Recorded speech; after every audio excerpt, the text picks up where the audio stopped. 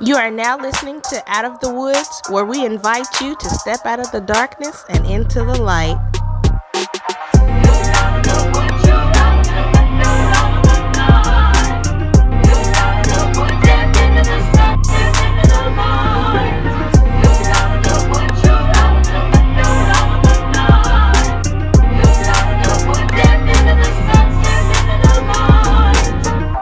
This podcast series will be focusing on how police data is used and how it is, in the end, destroying communities.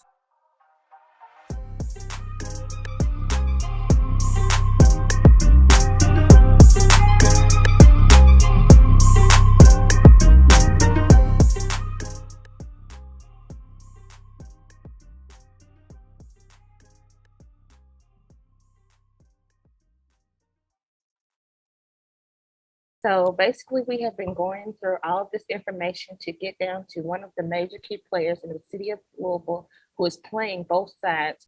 Not only are they on the side of the police to produce data, but she is also on the side of academics with the production of studies that is taken from this data. She needs no introduction. She is highly networked. She has influence within local, statewide, national, and international law enforcement. She continues to impact our communities with her incredulous studies. Deborah Keeling is a professor and associate dean in U of L's Justice Administration Department, and she's working on those studies and has been for a few years now. Deb, good to see you. Nice to see you, Mark. This was back in 2017 with U of L Today. It's U of L Today on 93.9 The Ville. Here's your host, Mark Hebert. In the beginning, the guy gives the introduction about how U of L does a lot of research for LMPD. So the local police department has contracted with the University of Louisville, specifically you, to do some studies for them. What are these studies that you're working on for the LMPD in the city of Louisville? Well, I work on two sets of studies. One is a citizens' attitude survey. It's an assessment of basically how citizens in Louisville feel about the quality of police services as they are delivered in their neighborhoods. And then secondly, I analyze vehicle stops data to assess the potential for biased policing. Okay. Well, let's talk about the survey of citizens first off. What was the survey? How many folks did you survey, and what did you find? Okay, well, first of all, I would mention that citizens' attitude surveys are like a standard instrument these days in law enforcement. It's a management tool so that they can adjust their services if necessary. We surveyed, it's a phone survey, we surveyed 2,400 individuals, random phone calls to landlines, cell lines. The time frame in between where they were calling was in the afternoon. Majority of the people that are home during those times are older people. We already know majority of the people who answered their phones, older white women. That's basically who did the interview. And middle class people do have more free time than those who work and then have to come home and get their house together with their children, come home and make dinner. Regular working class people don't have time to constantly be answering the phone for a silly survey. And then what she failed to even mention is that there was certain stuff that they would stop the survey and be like, oh, you're not a good candidate for it. So she didn't even mention that even in her radio interview. We like to have an equal number of representatives from each division, so we collect 300 responses from each division. How many divisions are there in the police There department? are 8 divisions. Okay. And the reason that we try to get an equal number of responses from each division is that the divisions have differing numbers of individuals in that division, and we didn't want the more populated divisions to have more input into the survey than those that were less populated. So she called 300 people from each area because she didn't want to have a bias for more populated areas, which that automatically creates a bias. She knows statistics, so she should have had it broken down to more people coming from the more populated areas because, of course, you have people out in the suburbs. Come on, they are going to talk very highly of the police and, of course, have a sense of security and safety because they're not the ones being harassed. They probably have police in their family and things like that. So they are going to talk very highly of the police. So the survey of the local police, the attitudes towards local police, you found what?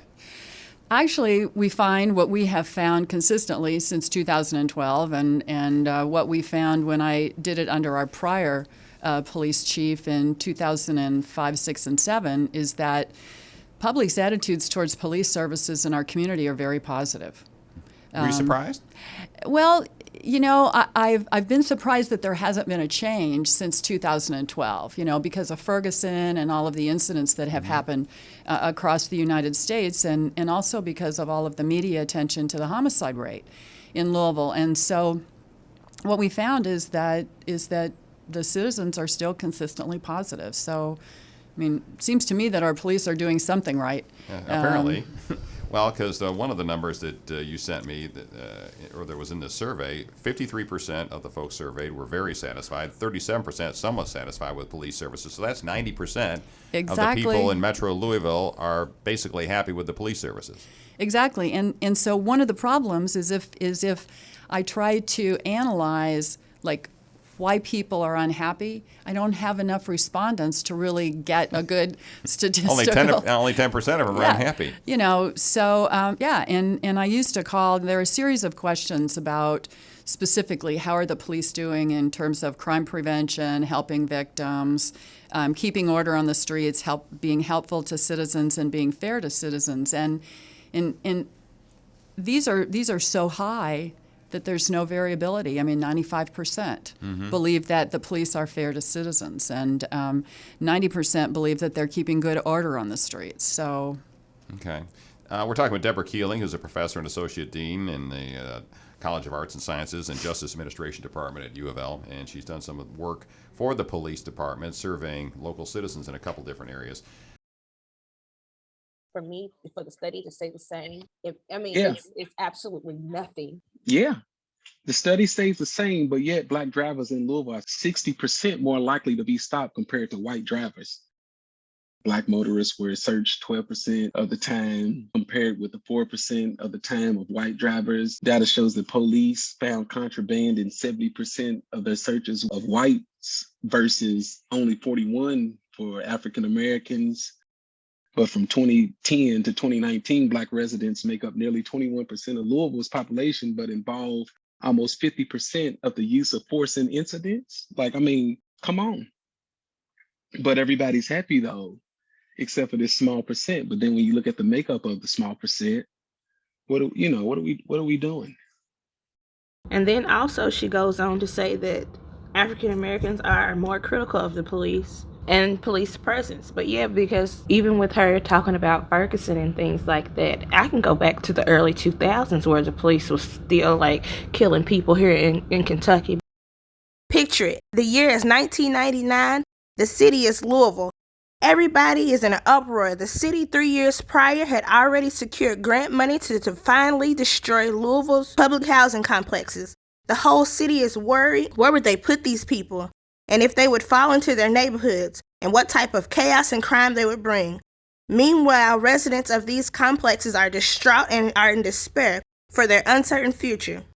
Will they be able to return? Where will they go until then? Would they be able to even move into other housing complexes?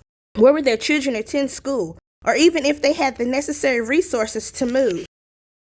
June 1999. Oh no, shots fired. 22 bullets rang out, 9 of which strike Desmond Rudolph, leaving him lingering in misery for days.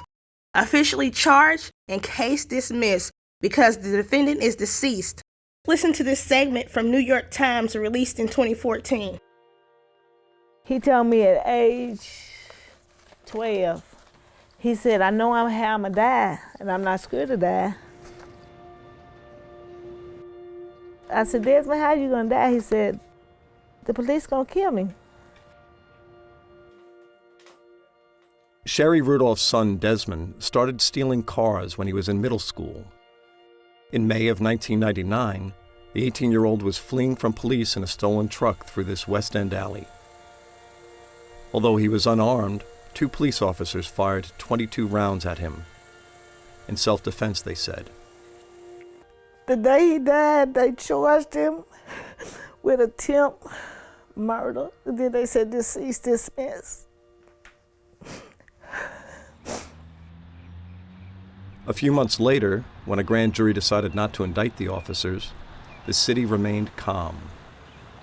But the following March, the police department awarded medals of honor to the two officers for their conduct during the incident. To add insult to injury, the police chief a year later awards those same officers service awards for the way they handled the situation. In response to the outcry, the mayor fired the police chief. Hundreds of police officers flooded the streets to protest the firing. Tensions rose between the predominantly white police force and the black community in the West End. The police chief is fired and then replaced with Robert White, which for me was just another black face for a still corrupt department. Black residents also took to the streets in protest.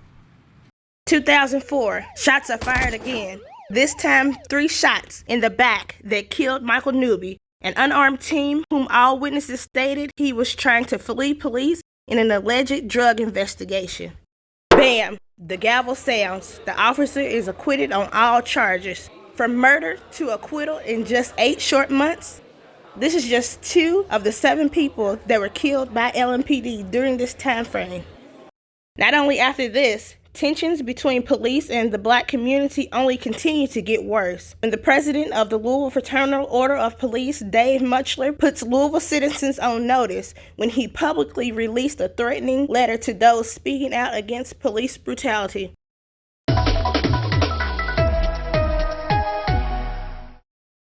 The head of the union representing Louisville's police officers is standing behind the words that he wrote, which have caused some to call for him to step down. Dave Muchler wrote the open letter in response to the community's reaction to a deadly officer-involved shooting. An 8-paragraph letter written by River City FOP President Dave Muchler has some people extremely upset. In the letter, Muchler wrote, quote, "To the sensationalists, race baiters, and liars, we are done with you." He went on to say, "If your behavior or untruths causes harm to us or the public, we will make every attempt to have you investigated, charged, and prosecuted at the local, state, or federal level." Our goal is for the criminal element to say to themselves, it would be much easier for us to go somewhere else and commit crimes. And when that happens, then Louisville becomes a safer community. So the survey of the local police, the attitudes towards local police, you found what? Actually, we find what we have found consistently since 2012, and what we found when I did it under our prior police chief in 2005, 6, and 7 is that public's attitudes towards police services in our community are very positive. Between the police claiming more black bodies, protests against police brutality, threats from LMPD, sexual allegations in the Explorer program, to have Deborah Keeling, a University of Louisville professor, director of their Justice Department, and who sits on the board of the Southern Police Institute, whom I might add trains and educates police officers all over the North and South. Do a survey on how satisfied Louisvillians are with LMPD and have a 95% satisfaction. It's just a botched recon mission, a cover-up, academic gaslighting, academic complicity with white supremacy to squander and erase experiences of poor and working class black people by those who swore to protect and serve and uphold truth and justice. Her work erases their reality. She chose to ignore a lot of evidence in her methodology. A report that when you try to find it, all links are broken. But before the link could be broken, the survey itself was broken from the beginning. You are listening to Out of the Woods, where we invite you to step out of the darkness and into the light.